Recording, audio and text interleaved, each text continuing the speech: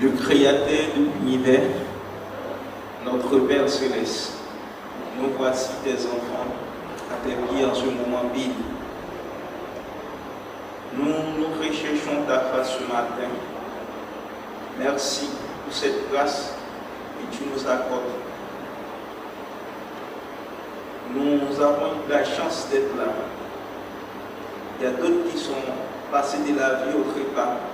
Nous ne sommes pas mieux qu'eux. C'est une grâce méritée.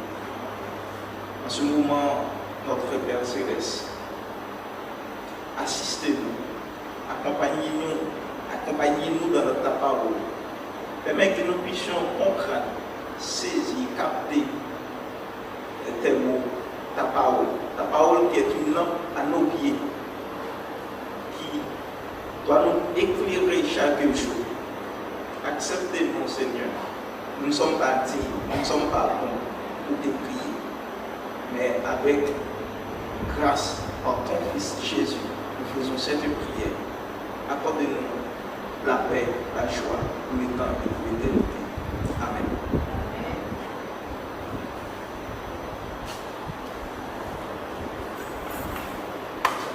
Le sabbat est une invitation pour chacun et tous.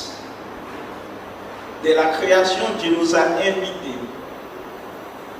de l'adorer, de l'aimer et de marcher selon sa bonté, sa bienveillance.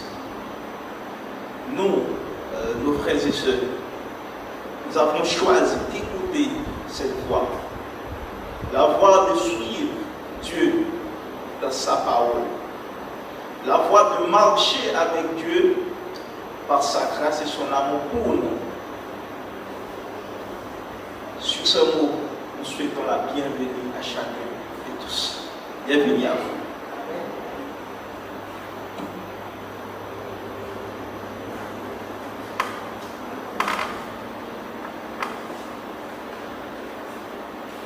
Chélie va nous lire un texte qui se trouve dans Matthieu 25, du verset 14 à 15.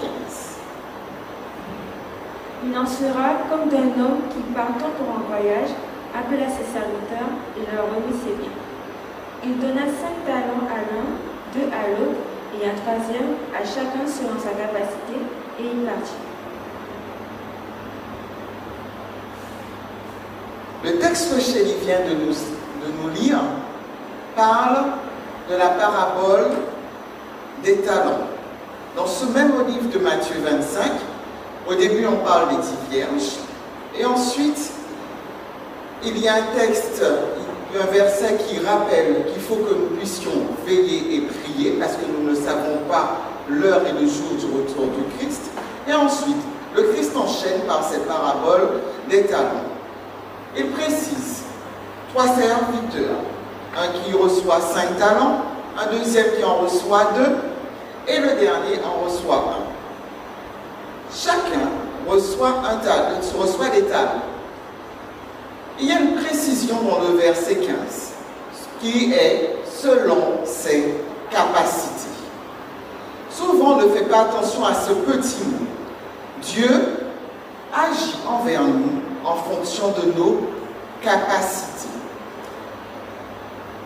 Celui qui en a eu un aurait pu être jaloux, que se dire, je reçois moins de bénédictions, je suis aussi un serviteur.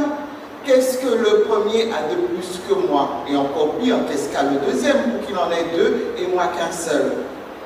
Mais Dieu sait de quoi nous avons besoin et nous donne selon nos capacités. Nathalie, au premier culte, disait, des fois on n'entend pas toujours Dieu nous répondre, mais il nous répond souvent en fonction de nos capacités. Et souvent, c'est peut-être nous qui attendons des réponses particulières, une réponse en fonction de ce que nous avons pensé. Mais cette réponse ne nous convient pas. Cette réponse, c'est celle qui est dans notre cœur, mais pas celle que Dieu souhaite pour chacun d'entre nous. Dieu sait ce que Jean-Marc a besoin. Et même si Jean-Marc lui demanderait quelque chose d'extraordinaire, s'il a la capacité, il peut le lui accorder. Si par contre Sylvie demande la même chose que Jean-Marc, mais Dieu sait qu'elle n'en a pas la capacité, il lui accordera peut-être quelque chose en moins ou pas du tout, parce qu'il sait que cela ne va pas l'aider à progresser. En ce matin, l'objectif est de présenter à chacun que Dieu veut que nous progressions. Il veut qu'on soit encore plus perfectionnés, mais en fonction de ce qu'il a en vision pour chacun d'entre nous. Il n'a pas en vision les mêmes objectifs pour chacun. Nous sommes uniques et nous avons des besoins spécifiques. Dieu a besoin que notre salut soit en fonction de ce qu'il a prévu pour nous. Le chemin qu'il donnera à Sylvie ou à Jean-Marc aura des épreuves ou des bénédictions différentes. Par contre, l'objectif est le même. L'objectif est d'aller au ciel. Elle s'organisera pour que, en fonction des bénédictions qu'il nous accorde, que nous atteignions cet objectif. Mon objectif en ce matin est de vous rappeler cette promesse. Dieu nous accompagne tous les jours jusqu'à la fin du monde. Et il veut que je progresse et que je me perfectionne. Chaque jour, il m'accordera sa bénédiction. Chaque jour, il accordera ses bienfaits. Et il faudrait donc que nous soyons patients. Pas de jalousie. Pas de mauvaises pensées. Pas d'envie ou d'orgueil par rapport à ce que Dieu donne à nous, aux autres. Car je suis sûr que si j'ai un talent, c'est celui dont j'ai besoin et dont j'ai la capacité. Si j'en ai 5, c'est celui dont j'ai besoin et dont j'ai la capacité. S'il ne me les donne pas à moi, c'est que je ne pourrai pas l'assumer. Et Dieu est bon de ne pas me donner ce que je ne peux pas supporter. Donc, voyons toujours ce que nous avons avec un regard positif. Dieu nous donne toujours ce dont nous avons besoin et gardons-le à l'esprit. C'est ce que je voulais partager ce matin avec vous. Soyons donc reconnaissants dans les grandes comme dans les petites choses envers Dieu. Nous allons continuer donc avec un petit chant et ensuite nous passerons à la leçon avec Patrick.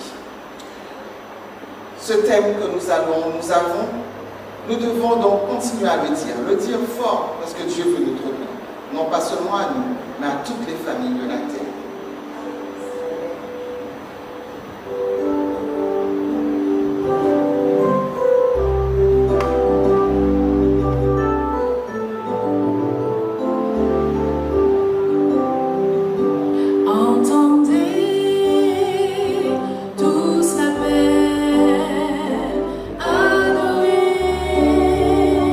L'éternel, vous famille.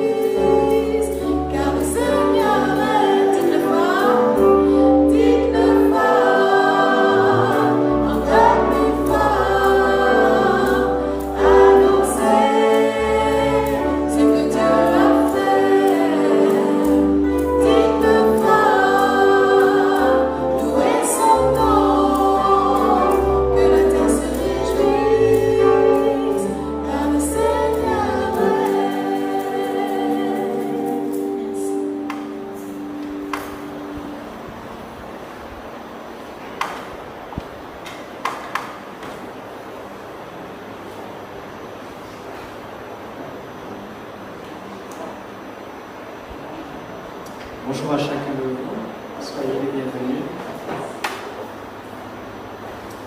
L'Alliance éternelle, tel était le thème de notre leçon cette semaine,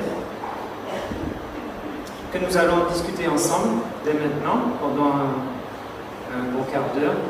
Je vous invite à incliner la tête. Merci Seigneur pour ta parole. Merci pour la parole faite chair en Jésus-Christ ton Fils, notre Seigneur. Aide-nous Seigneur à discuter par ton esprit, à comprendre ta vérité. Nous t'en prions dans le nom de Jésus. Amen.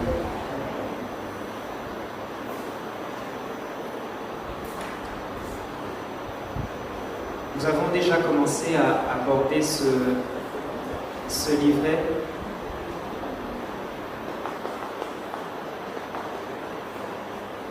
Ce livret du Deutéronome, où il y a beaucoup d'informations. Donc nous avons commencé les 2 premières leçons, un petit peu pêle-mêle, sans trop savoir où nous naviguions. Il y avait beaucoup de notions.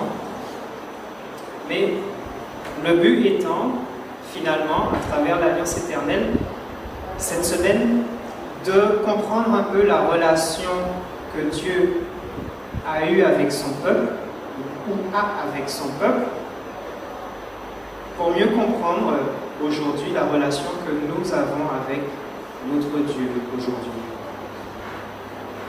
Alors, que signifie l'Alliance éternelle? S'il n'y avait pas eu cette étude, est-ce que nous aurions été capables d'exprimer ce que représente l'Alliance éternelle au niveau de la Bible? Que pourrions-nous dire là-dessus? La parole est à vous. N'hésitez pas, levez la main, exprimez-vous. Sylvie. Bonjour à tous. Alors, pour moi, je comprends que l'alliance est éternelle et c'est une alliance qui a été faite à Abraham, certes, mais elle ne s'est pas limitée à Abraham. Donc, elle dure dans le temps et cette alliance elle est aussi pour nous actuellement et elle est éternelle, c'est-à-dire que même nos descendants et les générations futures, elle est encore, elle est encore, oui, valable. Tu t'avances tu avances un peu en disant nos descendants futurs. Sur quoi tu t'appuies pour dire ça? Comment? Sur quoi tu t'appuies pour dire que pour nos descendants futurs aussi, cette alliance est valable? Eh bien oui, c'est tout ce qui... Alors, l'alliance est éternelle parce que Jésus est venu mourir sur la croix pour tous les humains.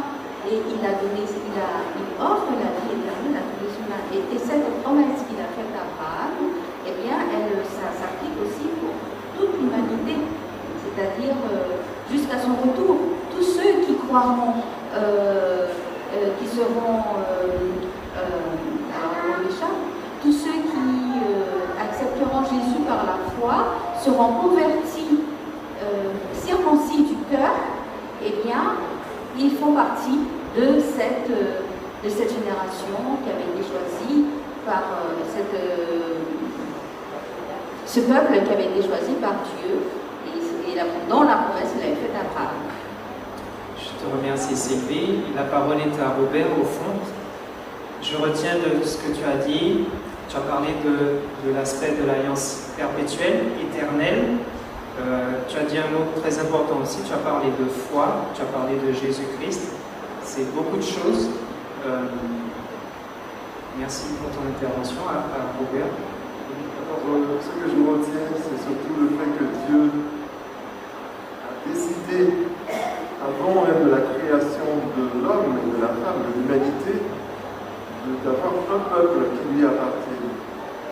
Et c'était la condition dès le départ pour Adam, un peuple qui garde son alliance. Ça, c'est avant même la création. Et Dieu avait prévu en cas de rupture qu'il allait faire un projet. Donc c'est un projet qui date d'avant la création. On parle de l'alliance éternelle à cause de cela. Merci. Donc, encore une autre notion que tu apportes, Robert, tu parles de la création. Donc, alors là, j'ai l'impression qu'on balaye en ratisse très large. On est parti de la création. Nathalie nous parle du futur, du perpétuel. C'est une alliance apparemment qui concerne tous les âges, j'ai envie de dire. C'est ça? De génération en génération. Mais sur quoi on se base en fait pour cette alliance? En quoi suis-je concerné aujourd'hui par cette alliance? Puisque si je lis la Bible, c'est beaucoup l'Ancien Testament qui me parle de l'alliance. En quoi aujourd'hui je peux dire que si je sors dans la rue, je vois quelqu'un, je lui dis oui, il y a cette alliance éternelle qui te concerne. En quoi suis-je concerné aujourd'hui? C'est un peu ça la question. Donc, comprendre comment nous sommes concernés par cette alliance aujourd'hui. Nathalie parle, alors elle veut le micro. Chélie. Je ne sais pas si je me trompe, mais il me semble qu'il dit que la postérité d'Abraham sera aussi nombreuse que les étoiles dans le ciel. Donc oui. Je pense que nous faisons partie de cette postérité. Nous faisons partie de la postérité des étoiles. C'est ça? Oui, de d'Abraham.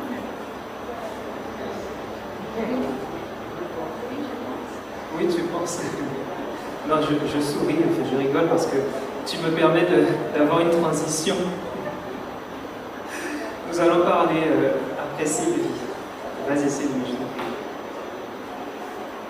Oui, je parlais tout à l'heure de la circoncision du cœur. Et effectivement, les enfants d'Israël étaient circoncis, ce qui faisait d'eux le peuple élu, le peuple choisi. Mais nous voyons dans le Nouveau Testament que dans l'apôtre Paul qui explique justement que il ne s'agit plus de la circoncision proprement dite, mais de tous ceux qui acceptent Jésus comme étant fils de Dieu et qui se convertit, qui se sont circoncis du cœur, qui deviennent enfants de Dieu. Donc ce sont toutes ces personnes qui rentrent justement dans cette alliance, et cette alliance, on pourrait dire que c'est comme un contrat entre deux parties, et qui Dieu offre cette alliance, et donc quand nous l'acceptons par la foi et par l'engagement du baptême, eh bien nous faisons partie nous rentrons dans ce contrat, dans cette alliance avec Dieu. Merci Sylvie. Tu insistes beaucoup sur Jésus. Apparemment, cette leçon t'a fait ressortir Jésus. Apparemment, c'est ça. Alors, puisque tu le dis, je veux bien que nous puissions le vérifier ensemble à travers les textes. Nous allons prendre le texte qui se trouve dans Hébreux chapitre 9, le verset 18.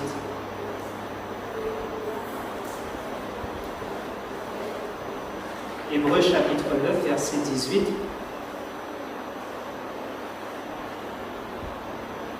Et suivant, alors il est écrit ceci: voilà pourquoi c'est avec du sang que même la première alliance fut inaugurée.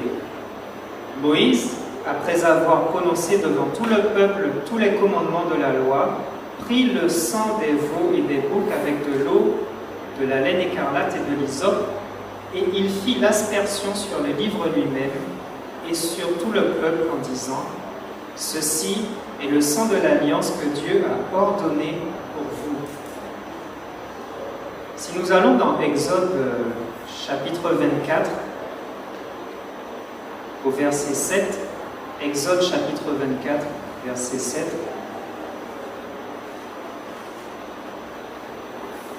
nous retrouvons l'épisode dont il est fait mention dans le passage que nous venons de lire.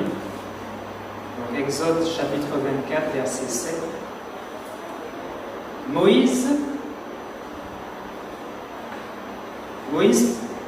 Il prit le livre de l'Alliance. Moïse prit le livre de l'Alliance. Le contexte, en fait, c'est que Dieu avait parlé à Moïse, il lui avait donné les lois, et Moïse ensuite a écrit sur un livre tout ce que Dieu lui avait, tout ce qu'il avait entendu de Dieu, avant même que Dieu aussi lui remette les tables. Et donc il prit ce livre verset 7. Ils le lut en présence du peuple, ils dirent, nous ferons tout ce que l'Éternel a dit et nous obéirons. Moïse prit le sang, verset 8, et il le répandit sur le peuple en disant, voici le sang de l'alliance que l'Éternel a faite avec vous, selon toutes ses paroles. Donc, ces deux textes en correspondance nous montrent bien qu'il est question d'alliance. De cette alliance, on voit qu'il y a un sacrifice. De ce sacrifice, on voit qu'il y a du sang qui est répandu, effectivement. Mais, chose intéressante, regardez au verset 7, le peuple parle et le peuple dit, que dit-il au verset 7 ? Nous ferons tout ce que l'Éternel a dit et nous obéirons. Donc, lorsqu'on est dans une alliance, il y a, n'est-ce pas, un engagement de part et d'autre. C'est vrai que Dieu fait ses promesses, Dieu a choisi de sauver ce peuple, mais en retour, est-ce que ce peuple reste attentiste, en fait, dans l'attente, ou est-ce qu'il s'engage sur certains points? En tout cas, dans l'Ancien Testament, qu'ont-ils répondu? Nous obéirons à tout ce que tu as dit, n'est-ce pas? Est-ce qu'aujourd'hui, dans le cadre de cette même alliance, est-ce que nous obéissons à tout ce que Dieu nous a demandé? Et si nous devons lui obéir, par quel bien nous lui obéissons? Par quel moyen? Oui, Jonah? Lève la main, s'il te plaît.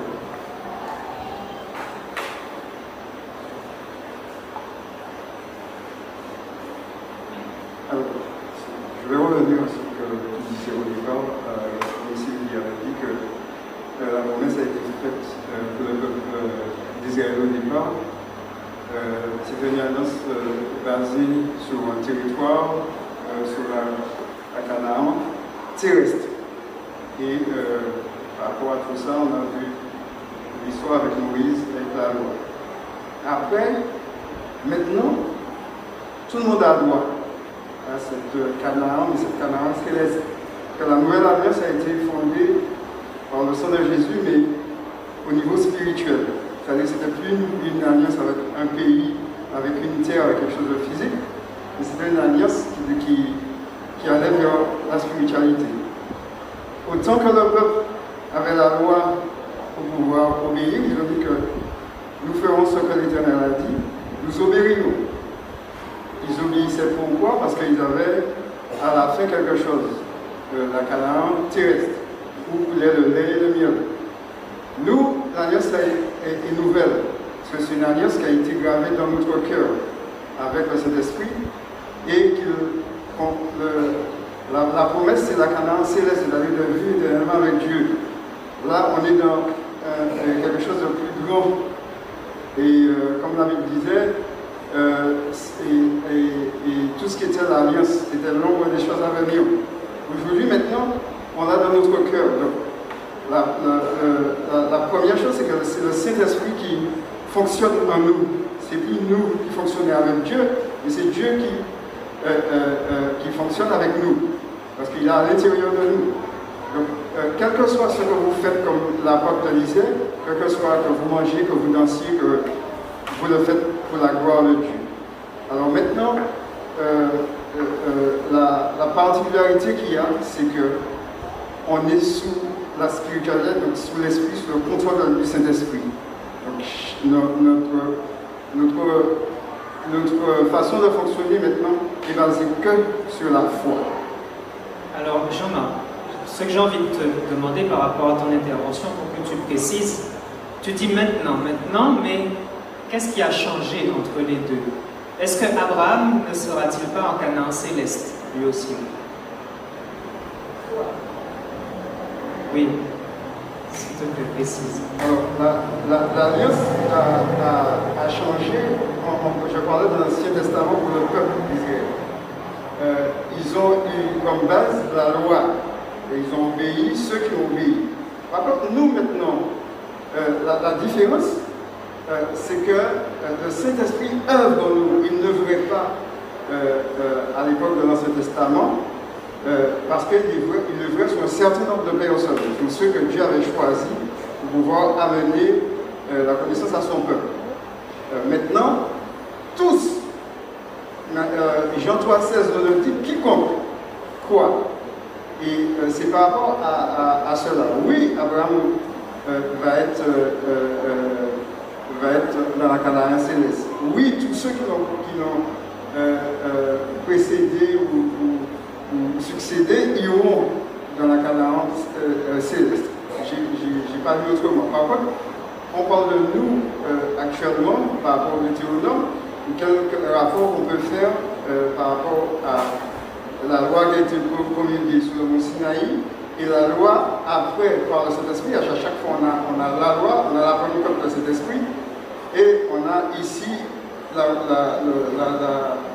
crucifixion de Jésus et puis après l'avènement du Saint-Esprit dans le cœur de chacun d'entre nous. Merci. Alors, c'est vrai, pour préciser un petit peu ce que tu dis, on lira un texte et c'est vrai qu'on continuera à approfondir justement cette relation entre l'Ancien Testament et le Nouveau pour voir que finalement, il n'y a pas grand-chose qui a changé. Oui, Sylvie, tu veux dire. Je voulais juste pas monopoliser la parole, mais juste préciser que Abraham fut imputé à justice. C'est vrai que Jésus n'était pas encore sacrifié, Jésus n'était pas encore venu mourir. Tu précises, Nathalie, c'est pas Abraham de quoi tu parles? De la foi d'Abraham. La foi d'Abraham, oui. La foi d'Abraham. Donc, Jésus n'étant pas encore venu sur terre pour mourir, pour sauver en agneau pour sauver l'humanité. Mais Abraham a cru justement à Dieu et il a été, comme nous dit la Bible, imputé à justice. Alors, juste pour terminer sur ce point, nous pouvons lire, c'est pas la peine de chercher, dans Hébreux, chapitre 11, verset 39, tout cela, à la foi dont tu parles, Sylvie, desquels il a été rendu témoignage, donc Abraham, Moïse, Noé, etc., ils n'ont pas obtenu ce qui leur était promis, Dieu ayant en vue quelque chose de meilleur pour nous, afin qu'ils ne parviennent pas sans nous à la perfection. Donc c'est bon, on confirme un petit peu ce que tu disais. On attend quelque chose de meilleur, mais toujours est-il que les patriarches, ils attendent en fait la même chose que nous. C'est-à-dire que nous soyons tous à la perfection dans cette Canaan céleste. Alors pour confirmer un petit peu ce que Sylvie martèle depuis tout à l'heure, elle parle beaucoup de Jésus-Christ. Je vous invite à faire un petit exercice de correspondance entre le livre du Deutéronome que nous avons beaucoup lu, en fait, cette semaine. Il y avait beaucoup de références. Donc nous allons commencer tout de suite avec le verset qui se trouve dans Deutéronome 18, verset 15. Deutéronome, chapitre 18, verset 15.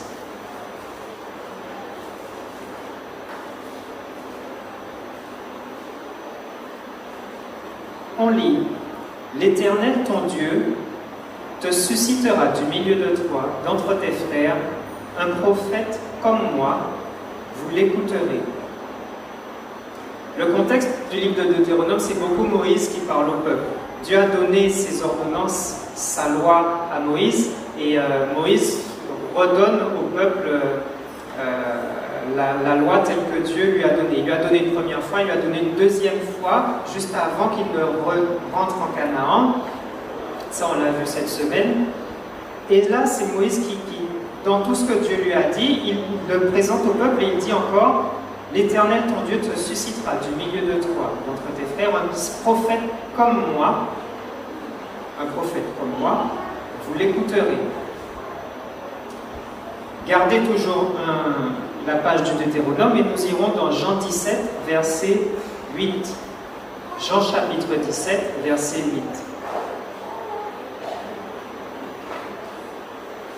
Alors, Jean 17, vous savez que c'est une prière, en grande partie, la prière que Jésus adresse à son Père juste avant qu'il souffrit la passion.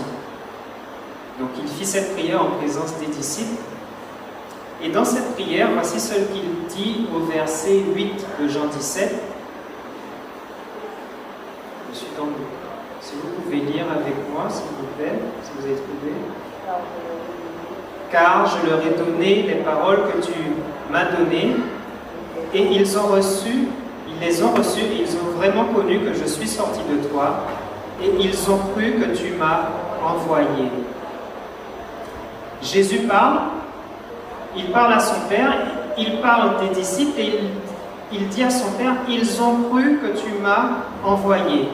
N'était-ce pas ce qui était annoncé dans Deutéronome, qu'ils auront un prophète comme moi et vous lui obéirez, n'est-ce pas?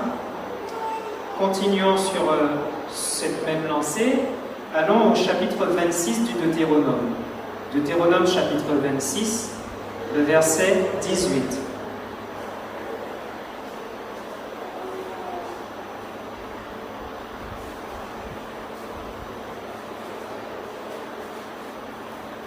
Il est écrit ceci. Et aujourd'hui, l'Éternel t'a fait promettre que tu seras un peuple qui lui appartiendra, comme il te l'a dit, et que tu observeras tous ses commandements. J'ai oublié de vous dire de garder la page de Jean 17, puisque nous faisons la correspondance. Nous sommes donc maintenant à Jean 17, verset 6, juste au-dessus. Si vous avez trouvé, vous lisez. Jean 17, verset 6.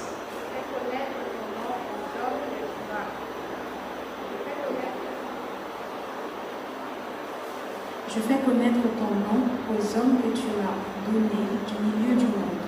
Ils étaient à toi et tu me les as donnés et ils ont gardé ta parole.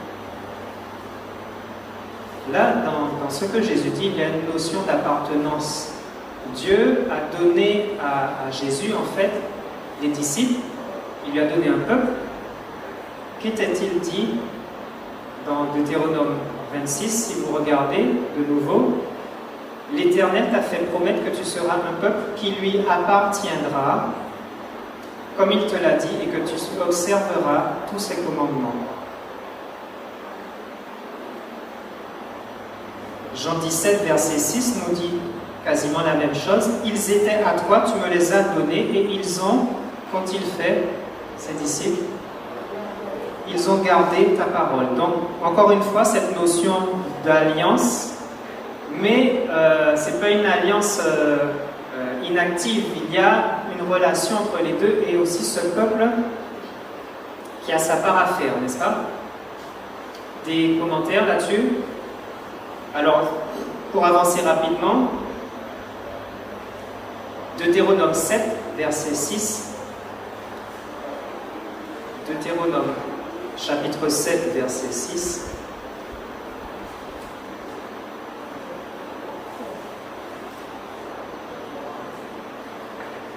Car tu es un peuple saint pour l'Éternel ton Dieu. L'Éternel ton Dieu t'a choisi pour que tu sois un peuple qui lui appartienne entre tous les peuples qui sont sur la face de la terre. Il y a la notion de sainteté, cette notion que nous avons vue également cette semaine. Alors oui, Robert, en attendant d'entendre Robert, nous pouvons voir la correspondance dans Jean 17, le verset 19. Que dit Jésus dans Jean 17, verset 19? Et je me sanctifie moi-même pour eux, afin qu'eux aussi soient sanctifiés par la vérité. Jésus se sanctifie pour son peuple, pour ses disciples, afin que nous aussi nous soyons sanctifiés par la vérité. Il y a encore, je pense qu'on peut s'amuser à faire la correspondance. Vous le ferez à la maison. Je vous invite à relire Jean 17 et vous verrez en fait que nous pouvons, la parole nous montre en fait que dans cette alliance, il ne ressort que Jésus, son sacrifice et ce qu'il a fait pour nous. Oui, Robert. C'est important, Dieu persiste à avoir un peuple. Il veut absolument qu'il y ait un peuple. Et il choisit un peuple, on va dire, parce il est chauvin, je peux pas le dire. Dieu a décidé d'avoir un peuple et c'est celui-là. Non pas parce qu'il est meilleur que les autres, mais Dieu a choisi ce peuple et il a décidé qu'il en sera ainsi. Et la personne qui fait le pont, en fait, c'est Dieu lui-même qui construit le pont entre l'humanité et lui. C'est-à-dire, il envoie Jésus, et Jésus, qui est une personne de la divinité, fait le pont. Et ça permet d'avoir cette relation. Et Dieu a décidé que c'est lui qui va transformer le peuple. C'est son peuple. Et il veut que nous ayons une relation avec lui, en fait. Alors, je veux apporter une petite nuance à ce que tu dis, Robert. Je ne vais pas casser ton argument, mais Deutéronome 28, verset 62, nous dit « Après avoir été aussi nombreux que les étoiles du ciel, vous ne resterez qu'un petit nombre, parce que tu n'auras point obéi à la voix de l'Éternel, ton Dieu. » Donc oui, Dieu choisit son peuple, mais encore une fois, le peuple, il a sa part à faire. Précise. Oui, c'est un contrat. Si le peuple n'accepte pas de respecter le contrat, bien sûr, il s'éloigne. Mais nous sommes quand même passés d'une postérité comme les étoiles à un reste. Alors est-ce que nous faisons partie de ce reste aujourd'hui? C'est la question qu'on devrait se poser. Alors si le peuple d'Israël n'a pas choisi de persévérer, Dieu a décidé d'ouvrir sa main beaucoup plus largement. Et il persiste encore, il veut un peuple, pour que ce peuple puisse annoncer son amour. D'accord. Alors comme nous arrivons à la fin de cette étude, je veux vous soumettre un texte qui se trouve dans 1 Jean chapitre 4, le verset 2. 1 Jean chapitre 4, le verset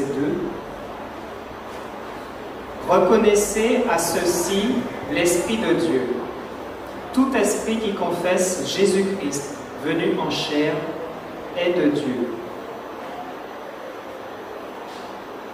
Autrement dit, tout revient à Jésus-Christ, comme nous l'avons vérifié. Il y a encore d'autres textes, mais je crois que nous avons beaucoup insisté dessus. Et nous pouvons comprendre que depuis l'Ancien Testament, eh bien, c'est Jésus qui était présent, qui s'adressait au peuple.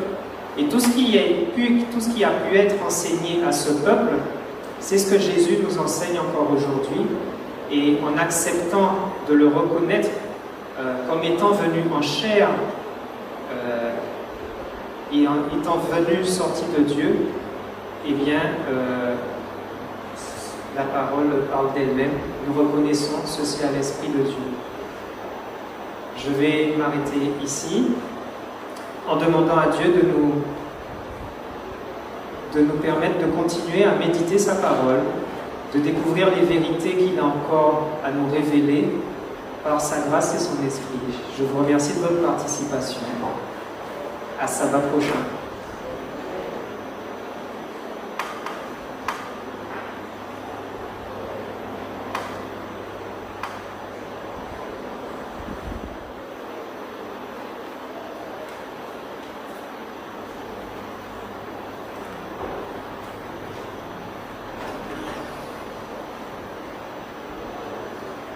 Bonjour à tous, je vous invite à vous mettre debout, nous allons commencer notre service.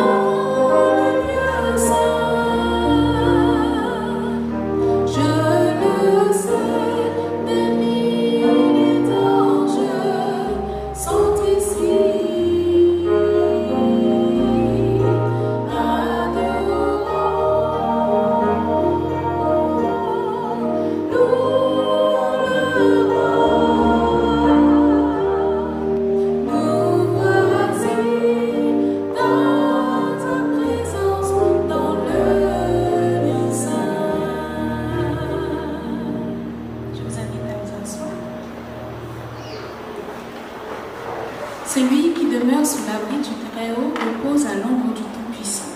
En ce sabbat matin, nous vous souhaitons une chaleureuse et cordiale bienvenue dans la maison de l'Éternel. Nous allons passer tout de suite à notre moment de louange et nous allons retourner ensemble car ta bonté vaut mieux que la vie.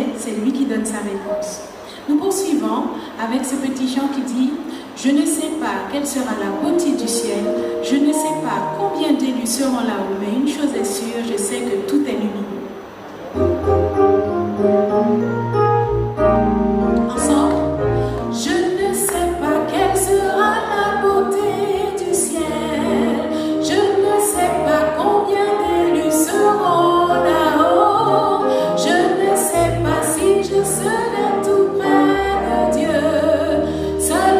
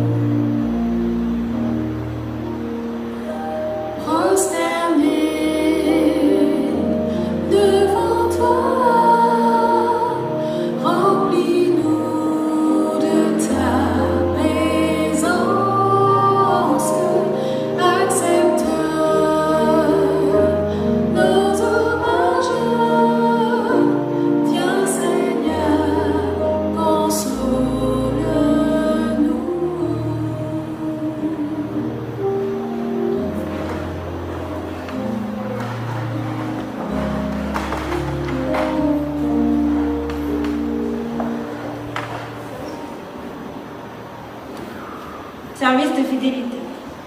Regardez à celui que vos péchés ont percé et dites, le Seigneur aura ma vie à son service, je ne m'unierai plus à ses ennemis, je ne prêterai plus mon influence à ceux qui se révoltent contre son gouvernement. Tout ce que je suis et tout ce que je possède, c'est encore trop peu pour le consacrer à celui qui m'a aimé au point de donner sa vie pour moi, tout son aide divin pour un pécheur perdu. Les diacres passeront dans les rangs tandis que nous chanterons le chant. Besoin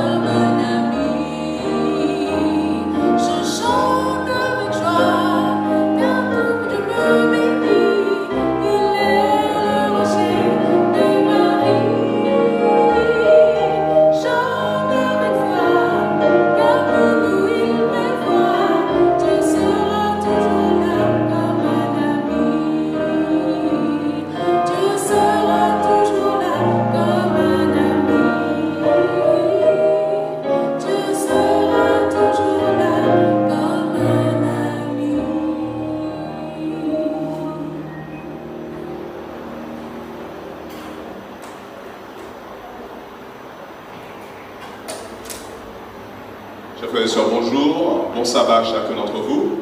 Bon sabbat à ceux qui nous visitent après une absence. Bon sabbat à ceux qui ne viennent pas très souvent. Nous sommes toujours très contents d'accueillir chacun. Et je souhaite que ce moment que nous allons partager ensemble soit un moment de bénédiction autant pour moi-même que pour vous. Alors, vous savez, j'ai observé que nous vivons à une époque un peu spéciale. Mais bon, l'époque du coronavirus est spéciale. Mais justement, cette époque a révélé ou a mis un peu plus en exergue la réalité que beaucoup de personnes ont envie de Dieu, mais envie de Dieu sans l'Église, sans Église. N'ont pas envie de s'engager ni avec l'Église, ni dans l'Église. Alors, ce matin, je vous invite à une petite réflexion en utilisant quelques métaphores qu'il y a dans la Bible à propos de l'Église. Alors, une métaphore, c'est tout simplement une comparaison avec une situation de la vie courante qui nous permet de comprendre un peu mieux des concepts qui peuvent parfois être abstraits. Alors, il y a quelques métaphores liées à l'Église et ce matin, nous allons les utiliser pour méditer. Alors, qu'est-ce que l'Église? Comment est-ce que Dieu conçoit l'Église? Quel est son rôle, sa raison d'être? Quelle bénédiction tirons-nous à en faire partie? Par autant de questions que nous pourrons évoquer ensemble ce matin. Alors, tout d'abord, qu'est-ce que l'Église? Alors, l'Église, c'est quoi?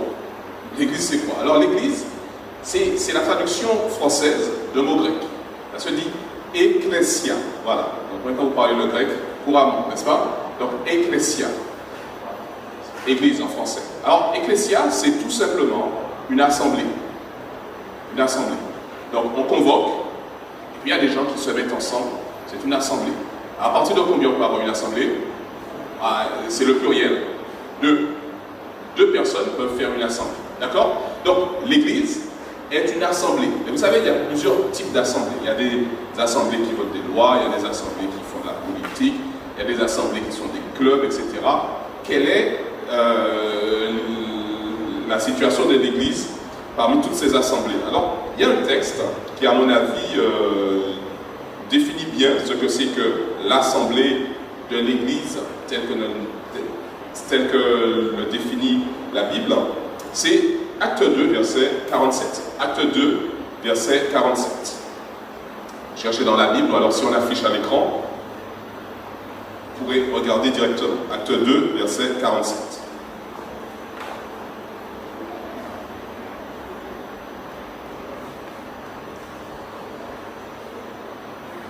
Alors, la deuxième partie du verset 47 qui nous dit « Le Seigneur ajoutait chaque jour à l'Église ceux qui étaient sauvés. » Le Seigneur ajoutait chaque jour à l'Église ceux qui étaient sauvés. Dans cette définition-là, ou dans cette considération, l'Église n'est pas un bâtiment. D'accord? Très souvent, nous, en français, dans notre monde moderne, on dit voilà, l'Église qui est là-bas. En fait, on désigne un bâtiment. Mais ici, dans le texte, il ne s'agit pas de bâtiment. Il s'agit de l'assemblée des personnes qui sont sauvées par Dieu. Donc, des personnes qui ont bénéficié de ce qu'on appelle le salut. Donc, si tu veux faire partie de l'Église, tu dois être une personne sauvée. Faire partie de l'Église ne signifie pas juste être inscrit sur des registres d'une Église. Être un membre d'Église veut dire être sauvé et être ajouté à l'Église. Et Jésus, en fait, il définit ce que c'est qu'être sauvé. Et pour être sauvé, il n'y a pas 36 solutions. Deux choses. Crois au Seigneur Jésus, d'accord, et sois baptisé. Dit celui qui croira et qui sera baptisé sera sauvé. Il n'y a pas d'autre possibilité de salut que cela. Croire que Jésus est le Sauveur et que toute sa personne, tout son être, toute son œuvre a pour but de nous sauver gratuitement de la condamnation du péché et nous replace dans sa présence. Et puis concrétiser cette croyance par le baptême. Si je crois et que je suis baptisé, alors je suis sauvé et le Seigneur m'ajoute à son Église. N'est-ce pas? C'est merveilleux. Mais, alors, il faut croire, il faut être baptisé, mais on peut avoir été baptisé et puis avoir été fidèle à ses vœux de baptême. Et à ce moment, on s'exclut de cette notion du salut. Nous devons non seulement croire, être baptisés, mais si on a déjà été baptisé, nous devons retourner à la fidélité à cet engagement baptismal. Pour être l'Église, pour faire partie de l'Église, nous devons être sauvés. Alors, l'Église n'est pas un bâtiment, on l'a dit. L'Église, ce sont des gens qui ont été sauvés. L'Église, ce sont des personnes. L'Église, c'est toi et c'est moi. L'Église, pas un bâtiment. L'Église, c'est toi et c'est moi. Je suis donc l'Église. Tu es l'Église. Alors, comment est-ce que Dieu conçoit l'Église? Dans l'Esprit de Dieu, comment est-ce qu'il voit l'Église? Et c'est là où on va aborder nos métaphores. Nous allons voir quelques métaphores pour nous permettre de voir comment est-ce que Dieu considère l'Église et quel est l'enseignement que nous pouvons tirer de cela. La première métaphore, elle est assez connue de la Bible depuis l'Ancien Testament.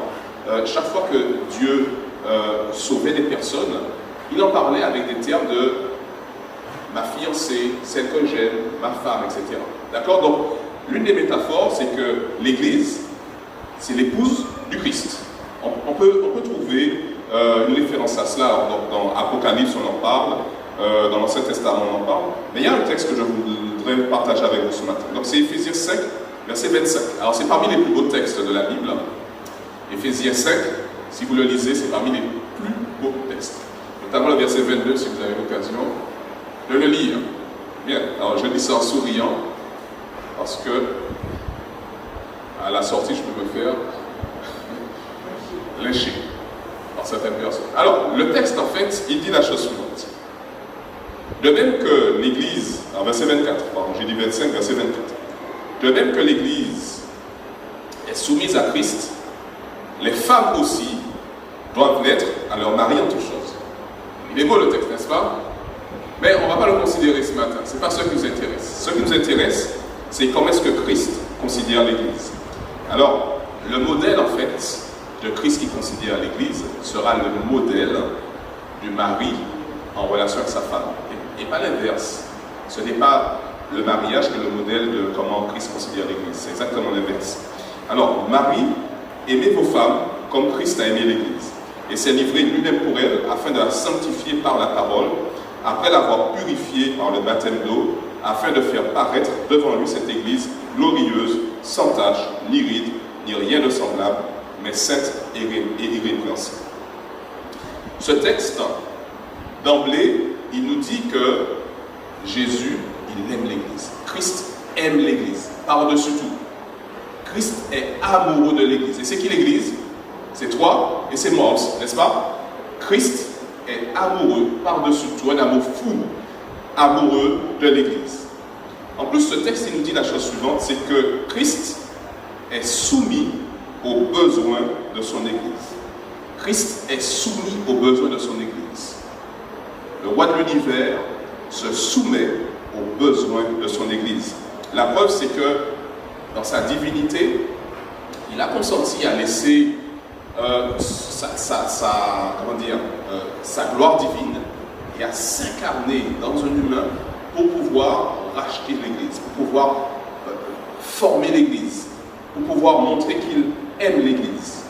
Christ également, il dénègre les anges et il dépouille le ciel en fait, pour que les anges ils soient au service de ceux qui sont sauvés et qui appartiennent à l'Église.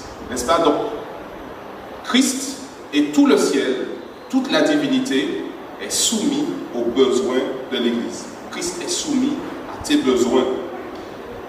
Toute son énergie, toute son attention est tournée vers le salut et le bien de son Église. Christ, il partage sa puissance avec nous. Il partage sa grâce, il partage ses œuvres. Quand il dit, tu dois faire de bonnes œuvres, en fait, c'est même pas nous qui les faisons. Il nous dit, mais il suffit de me regarder, il suffit d'avoir une bonne relation avec moi et je mettrai mes œuvres en toi. Donc, Christ, il est vraiment tourné vers les besoins de son Église. Et puis, il y a quelque chose de merveilleux, c'est que la Bible nous dit que Jésus, ce fiancé de l'Église, promet à son Église, à son épouse, des noces magnifiques. Et ces noces vont inaugurer un mariage qui ne connaîtra pas le divorce. Et ça, c'est merveilleux. Les noces de l'agneau et de son Église, l'épouse de l'agneau, vont inaugurer un mariage qui ne connaîtra pas le divorce. Une séparation pour l'éternité, et ça c'est merveilleux. Mais en attendant, l'époux il n'est pas là. Mais la mariée elle doit se préparer. Alors vous savez, quand on prépare un mariage, on peut essayer de le faire tout seul, mais ça vous demande beaucoup d'énergie, etc. Mais par contre, on peut faire appel à un spécialiste du mariage, à un organisateur de mariage. Et il y a un organisateur de mariage par excellence. Est-ce que vous savez c'est lequel? Le Saint-Esprit. Le Saint-Esprit est l'organisateur par excellence du mariage qui aura bientôt lieu entre le Christ et son Église. Le Saint-Esprit prépare l'épouse afin de la purifier, de la préparer, de lui donner de beaux habits. Et ces beaux habits, la Bible nous dit, ce sont les œuvres justes qu'elle fera. Le Saint-Esprit, donc c'est celui que nous devons réclamer, appeler, ou qui nous prépare aux noces de l'agneau qui auront lieu autour de Jésus. Ce texte également, il nous dit la chose suivante, c'est que si Jésus, il aime l'Église avec passion, l'Église, elle a une responsabilité vis-à-vis de lui. Le texte nous dit la soumission. L'Église, toi et moi, nous devons nous soumettre à Jésus. Nous devons lui demeurer fidèles à notre engagement vis-à-vis de lui, fidèles à notre foi vis-à-vis de lui. Nous devons être également dans l'intimité relationnelle. Sans intimité avec son fiancé, il n'y a pas d'amour, n'est-ce pas? Peut-être que certains hommes ont déjà connu cela, ils aiment beaucoup la femme, ils lui parlent à l'oreille, etc. Mais en retour, il n'y a rien. Alors qu'est-ce qui se passe? Il y a séparation. L'amour ne peut pas se construire s'il n'y a pas d'intimité relationnelle. Et avec Jésus, c'est pareil. Jésus, il aime l'épouse, il t'aime, il m'aime, mais il demande de l'intimité avec lui. Et l'intimité, elle demande du temps, de l'énergie, elle demande de la patience également, elle demande de l'organisation. Nous devons trouver cette intimité relationnelle avec Jésus au quotidien.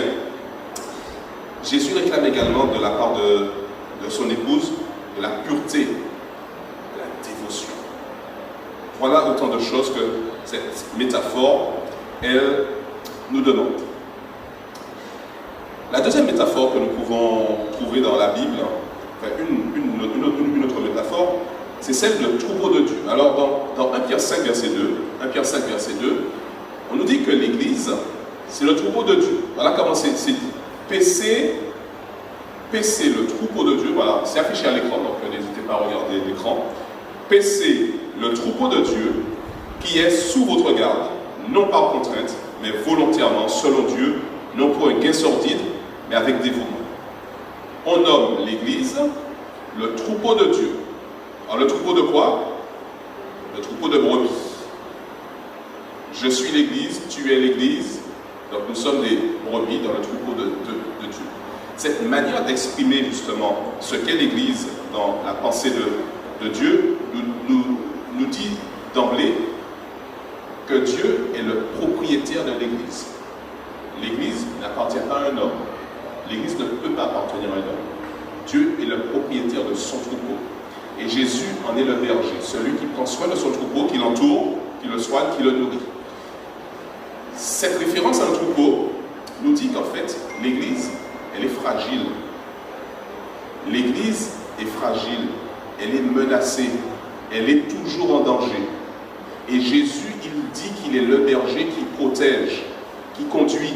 Et si le troupeau, alors dans le livre de l'Apocalypse, on dit que les rachetés qu'on qualifie, donc les 144 000, on dit qu'ils se comportent justement comme des brebis qui suivent leur berger partout où il va. Parce que le berger, il sait le chemin. Et c'est le berger qui emmène au pâturage et qui ramène au bercail. Nous sommes fragiles, nous sommes en danger. Si nous restons sous la houlette de Jésus, il n'y aura pas de souci. L'apôtre Paul nous dit qu'il y a des loups qui s'introduisent dans l'Église pour chercher à dévorer le troupeau. Et quand l'apôtre Paul dit ça, il dit également, et c'est ce que l'apôtre Pierre répète, l'apôtre Paul, il s'organise et il dit à certaines personnes, eh bien, vous êtes du troupeau, mais vous aurez un rôle particulier dans ce troupeau. Je vais faire de vous des responsables de l'Église, des sous-bergers. Jésus prend certaines brebis et en fait des sous-bergers. Alors, c'est facile à comprendre. Vous savez, le mot pasteur en français, c'est tout simplement le berger. Mais avec le pasteur de l'église, il y a également les anciens. Il y a encore d'autres responsables d'église. Jésus a voulu que l'église soit dirigée par des responsables. Mais cette direction, en fait, a pour but de protéger l'église. Et c'est là où il nous faut être conscient de cela. Ce texte, il dit aux dirigeants d'église. Alors, moi je le prends pour moi également, en tant qu'ancien. Ce texte me dit que le troupeau de Dieu est sous ma garde et que je dois le paître volontairement, sans contrainte. Je dois éprouver de la joie à protéger, à nourrir, à guider le troupeau que représente l'Église. Et on dit ici qu'en fait, celui à qui je rendrai compte, c'est Jésus lui-même. Ça m'engage énormément cela. Et ça engage chaque responsable d'église. Mais ça vous engage également en tant que brebis du troupeau. Parce que l'apôtre Paul, il nous dit la chose suivante dans Hébreux, il dit « Ayez de la déférence pour vos dirigeants ». La déférence, en fait, c'est quoi? C'est de la considération affectueuse. Ça signifie que lorsque quelqu'un reçoit une charge à l'église, prend une responsabilité, il prend cette responsabilité face à Dieu et il en répondra. Mais ceux envers qui il exerce cette responsabilité lui doivent beaucoup de considération affectueuse. Alors parfois on peut éloguer en disant « ouais mais ce responsable-là il n'est pas bon, etc. » La Bible nous dit « tu dois considérer tes responsables avec de la considération affectueuse. Plutôt que de casser du bois sur son dos, tu dois prier pour lui, tu dois l'encourager, tu dois lui parler, lui montrer comment tu l'aimes. » Alors, je ne dis pas ça pour que vous m'aimiez, moi je sais que vous m'aimez, d'accord? Je l'ai expérimenté à plusieurs reprises. Je sais que vous m'aimez, il n'y a aucun souci pour ça, je suis calme vis-à-vis de cela. Mais nous devons être conscients que chaque fois qu'il y a un responsable, quel que soit le niveau qu'il occupe, nous devons manifester de la déférence, de la considération affectueuse, respectueuse envers les dirigeants. Une autre métaphore que nous pouvons trouver dans la Bible, c'est celle du temple de Dieu. L'Église est le temple de Dieu. 2 Corinthiens 6, verset 16. 2 Corinthiens 6, verset 16. L'Église est le temple de Dieu. L'apôtre Paul nous dit, quel rapport y a-t-il entre le temple de Dieu et les idoles? Car nous sommes le temple du Dieu vivant. Comme Dieu l'a dit, j'habiterai, je marcherai au milieu d'eux, je serai leur Dieu et ils seront mon peuple. Alors, là on utilise comme métaphore celle d'un bâtiment. Un temple, alors l'église, ce sont des gens, ce n'est pas un bâtiment. Mais on compare l'église, cette assemblée de personnes sauvées, à un bâtiment. Alors le temple, bâtiment, a une fonction particulière. C'est celle de permettre d'adorer la divinité. Un temple, c'est un lieu où on adore la divinité. Le temple en particulier dans le contexte de la Bible, c'est le lieu où Dieu manifeste sa gloire sur la terre. Dieu a prévu de manifester, dans l'Ancien Testament, Dieu avait prévu de manifester sa gloire sous la forme de la Shekinah, de cette nuée glorieuse dans le sanctuaire. Ici, on nous dit que l'Église, toi et moi, nous sommes ce temple où Dieu doit manifester sa gloire sur la terre. Le seul endroit où Dieu a décidé de manifester sa gloire, c'est dans l'Église que nous sommes, toi et moi. Dieu ne manifeste pas sa gloire différemment. Dieu, en fait, il se manifeste à travers l'Église. Et l'Église, donc, doit devenir un lieu où Dieu rencontre son peuple. Cette assemblée de personnes sauvées, Dieu rencontre son peuple. L'Église doit être une assemblée d'adoration, aussi bien collective que personnelle. Vous savez, Jésus dit bien, il suffit de 2 personnes ou 3 pour que je sois au milieu d'eux. 2 personnes, un couple, c'est une église. Et quand ce couple s'assemble en tant que personne sauvée pour adorer Dieu, Dieu dit qu'il se manifeste, il manifeste sa gloire là parce que c'est une église. Un parent célibataire avec un enfant, c'est une église. Une famille un peu plus large, c'est une église. Une congrégation de personnes qui aspirent au salut et qui travaillent à leur salut, qui acceptent ce salut, c'est une église et Dieu manifeste sa présence. En tout cas, il peut manifester sa présence lorsque vraiment nous voulons l'adorer de tout notre cœur. Mais si vous vous souvenez un peu, lorsqu'on a construit le temple de Jérusalem, lorsque Salomon a construit le temple de Jérusalem, il a construit en le dédicaçant à Dieu. Ça veut dire qu'il a consacré de telle manière qu'il n'y ait que l'adoration de Dieu dans celui-là et pas d'autre. L'Église, en tant que temple, doit être consacrée à Dieu. Je dois, en tant qu'Église, tu dois, en tant qu'Église, te consacrer, te dédicacer à Dieu pour un usage sacré. L'Église, à l'époque de Jésus, a dû être, le temple de Jérusalem, à l'époque de Jésus, a dû être débarrassé des tables, des vendeurs de brebis et des changeurs de monnaie. Et ça souillait l'Église, ça souillait le temple. L'Église, l'assemblée de ceux qui sont sauvés, en tant que temple, doivent bénéficier de la part de Dieu, de la part de Jésus, de ce nettoyage également. Nous devons demander à Dieu de débarrasser de notre Église ce qui est extérieur à son adoration. Et puis, dans l'Église, dans le temple de Jérusalem, notamment, il y avait une catégorie de personnes qui officiaient, parce que sans eux, le temple, en fait, il était vide et il perdait son utilité. C'était les sacrificateurs. Les sacrificateurs, en fait, ils officiaient et ils avaient deux rôles. Celui d'intercéder pour le peuple, en présentant les sacrifices, mais aussi celui d'enseigner la loi, d'annoncer au peuple comment il faut agir en relation avec Dieu. Et l'Église, en tant que temple, possède des sacrificateurs. Nous sommes des sacrificateurs, nous dit et l'apôtre Paul, et l'apôtre Jean, et l'apôtre Pierre. Ils nous disent que nous sommes sacrificateurs pour annoncer au monde les vertus de celui qui nous sauve. L'Église est un lieu qui intercède pour les pécheurs. C'est-à-dire un lieu où on remarque qu'à l'extérieur de cette assemblée, il y a des personnes qui ne savent même pas que le salut existe. Où il y a des personnes qui sont dans la perdition et qui sont loin de Dieu. Et lorsque je vois ces personnes, je dois poser un regard divin en disant mais ces personnes ont besoin également du salut. Et j'intercède, et j'agis, et j'annonce l'évangile. Ça s'appelle tout simplement l'évangélisation.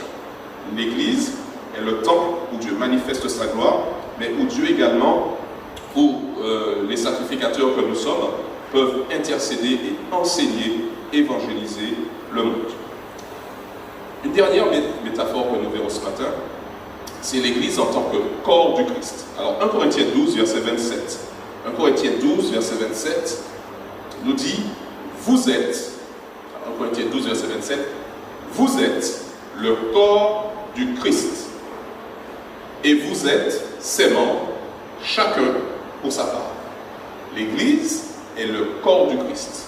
L'Église est l'incarnation du Christ. Le Christ, finalement, quand il a fini son ministère ici sur terre, il est remonté au ciel. Il a promis de revenir. Mais en attendant, il a fabriqué un corps. Il s'est incarné dans l'Église. Et c'est qui l'Église? Toi et moi, n'est-ce pas? Nous sommes l'Église. Le Christ s'incarne en nous, s'incarne dans l'Église pour qu'il y ait cette manifestation visible du Dieu invisible. Le Christ accomplit son ministère de salut à travers l'Église, dans l'Église, à partir de l'Église, avec l'Église. Alors, cette métaphore de l'Église comme étant un corps, elle est assez parlante. Vous savez, le corps, il ne peut être fort que lorsqu'il est en mouvement. Si vous passez votre vie couché sur un canapé à regarder la télé, vous devenez faible. Par contre, si vous travaillez, si vous bougez, vous allez exercer votre corps et le corps il va être gardé fort et vivant. De la même manière, l'Église qui s'assoit et qui ne fait plus rien, c'est une Église qui devient faible. L'Église qui perd sa vision et qui perd son engagement est une Église qui devient faible. L'Église ne peut se fortifier que lorsqu'elle est en mouvement, en action. Parfois, le corps aussi, il peut mourir. Il peut mourir. Et on peut avoir l'impression que parfois, l'Église, l'assemblée de ceux qui sont censés être sauvés, est morte. On peut avoir cette impression-là. Mais nous devons nous rappeler, lorsque nous avons cette impression, que nous connaissons qui est à la tête de cette Église. C'est Dieu lui-même. Et Dieu, il est tout-puissant. Le prophète Ézéchiel, il nous raconte une vision dans Ézéchiel 37, vous allez le lire à la maison. Ézéchiel 37 dit que Ézéchiel, il voit des os desséchés dans un cimetière. Et ensuite, il voit ces os qui se rassemblent. Il voit des nerfs qui poussent sur ces os. Il voit des ligaments, etc. Il voit des muscles qui poussent, de la peau qui pousse sur ses os. Et ensuite, il voit Dieu qui met un esprit de vie dans ces corps qui sont encore morts. Et ces corps, ils se lèvent, ils deviennent vivants et ils peuvent louer Dieu.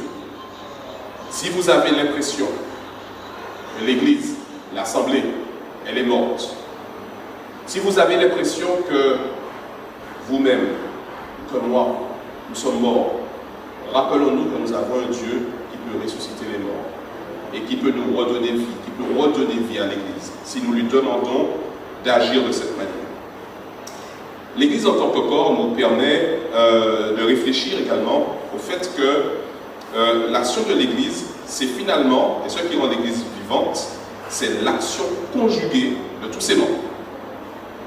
L'Église en tant que corps nous permet de comprendre que l'Église est vivante lorsque tous les membres sont en action conjuguée.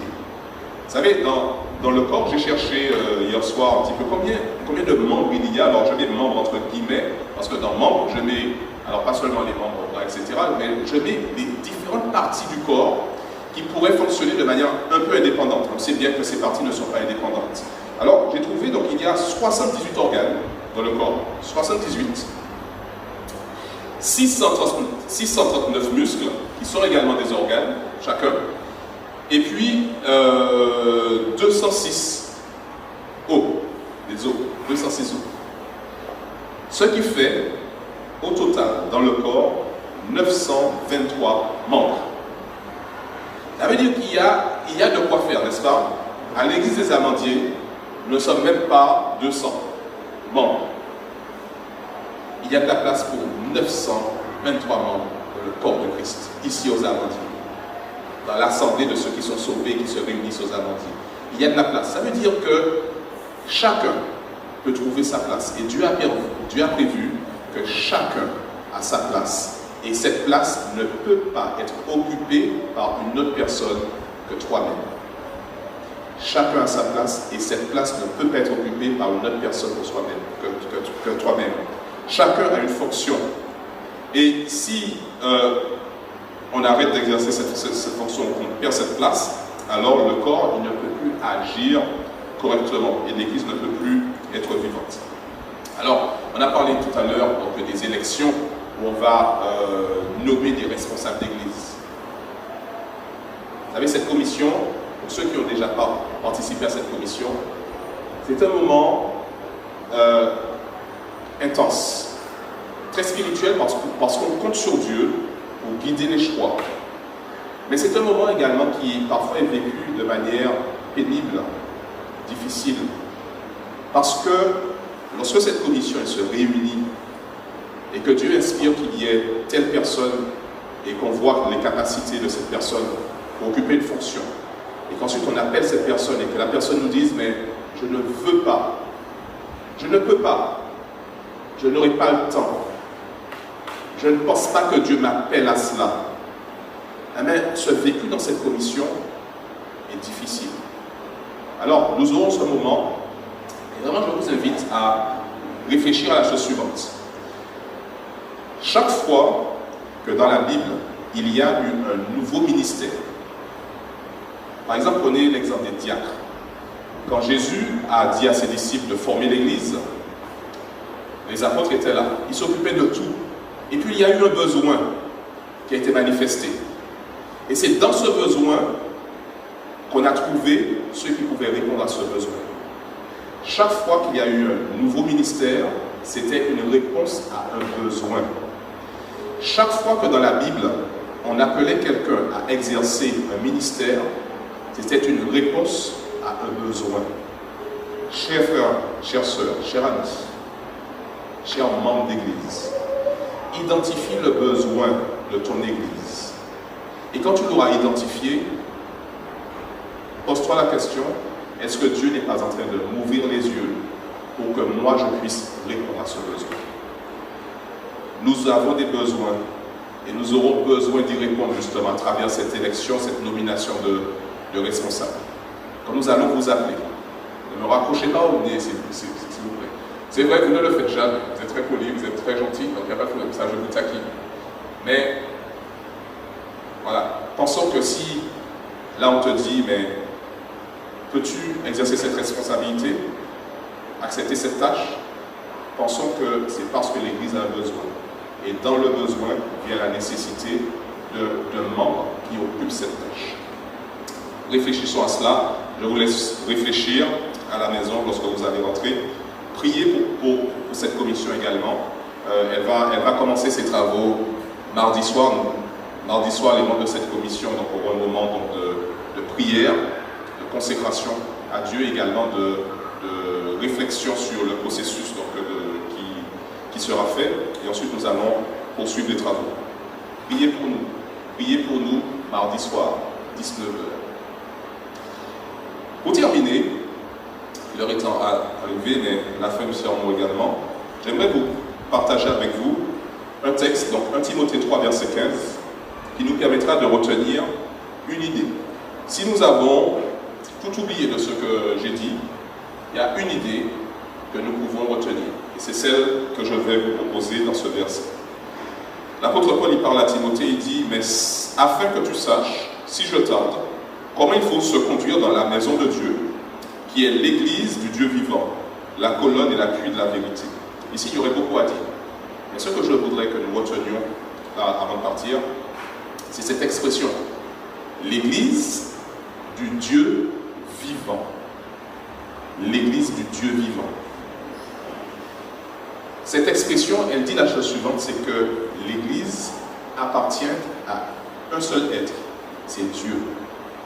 L'église ne m'appartient pas, l'église ne t'appartient pas, l'église appartient à Dieu. Tu ne t'appartiens pas, je ne m'appartiens pas non plus. Nous appartenons à Dieu en tant qu'église individuelle, en tant qu'église de famille, en tant que grande église. L'église est celle du Dieu vivant. Et ce Dieu vivant, c'est celui qui ne change pas. C'est celui qui a toujours cet objectif de retrouver son église.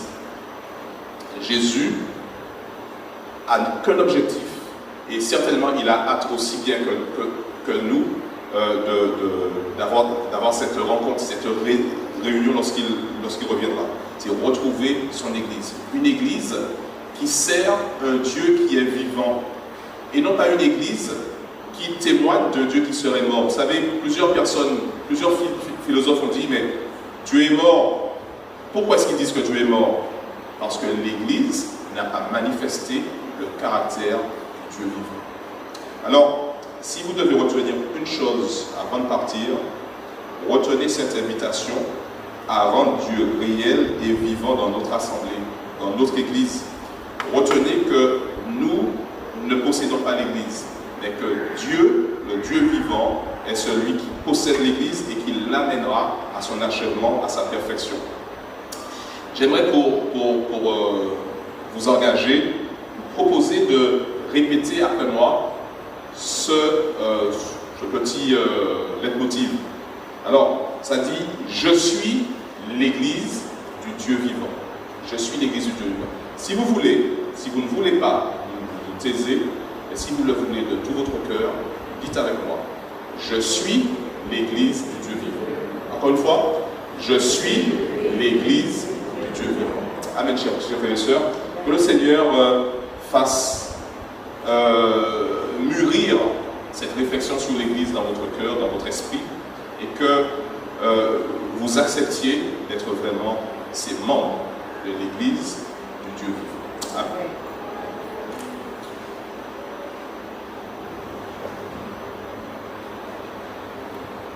Avant de terminer, j'ai une petite annonce à faire.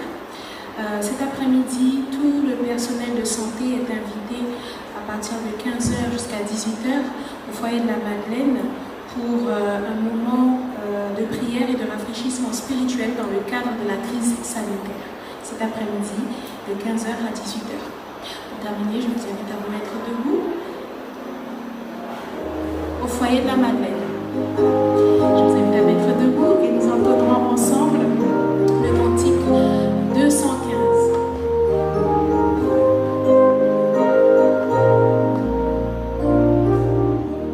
Ensemble, entends-tu le chant joyeux? Jésus sauve aujourd'hui, il retentit en tout lieu. Jésus sauve aujourd'hui, c'est un cri de délivrance, un cantique d'espérance qui remplit l'espace immense. Jésus sauve aujourd'hui, partout élève la voix. Jésus sauve aujourd'hui, vaillant héros de la croix. Jésus sauve aujourd'hui, à parler, Jésus t'appelle, réponds au loin la nouvelle, il connaît, tu la plus belle. Jésus sauve aujourd'hui, répète aux pécheurs perdus. Jésus sauve aujourd'hui, ceux que le mal a servi. Jésus sauve aujourd'hui, va jusqu'à l'île lointaine, briser du captif la chaîne, redire au cœur dans la peine. Jésus sauve aujourd'hui, jusqu'au confins des déserts. Jésus sauve aujourd'hui, jusque par-delà les mers. Jésus sauve aujourd'hui, que d'un pôle à l'autre pôle couvre la sainte parole, qui relève, instruit, console. Jésus sauve aujourd'hui. Je propose de prier avant de partir. Père Céleste, nous voulons vraiment te remercier pour la bénédiction que tu nous fais de nous instruire par ta parole. J'espère ne pas avoir parlé de moi-même, mais d'avoir parlé en ton nom.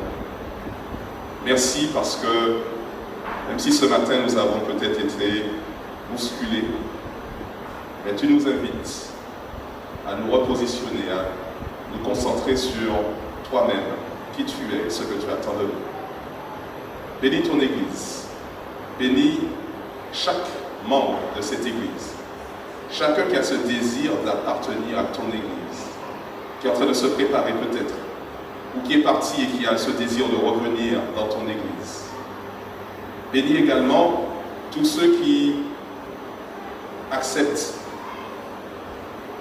de fonctionner, d'encadrer, de diriger cette Église. Seigneur, alors que nous allons nous séparer, je voudrais que tu mettes dans notre cœur de la paix d'être avec toi. Que tu mettes dans notre cœur la joie également, la joie du salut. Et que cette paix et cette joie nous accompagnent pendant cette semaine où nous allons être séparés. Et qu'elle nous permette de témoigner ouvertement, librement et avec beaucoup de force de qui tu es et de ce plan merveilleux que tu as pour chacun ici sur terre. Bénis ton assemblée, accompagne-nous à la maison et protège-nous. Fais-nous du bien. Au nom de Jésus, je te prie. Amen.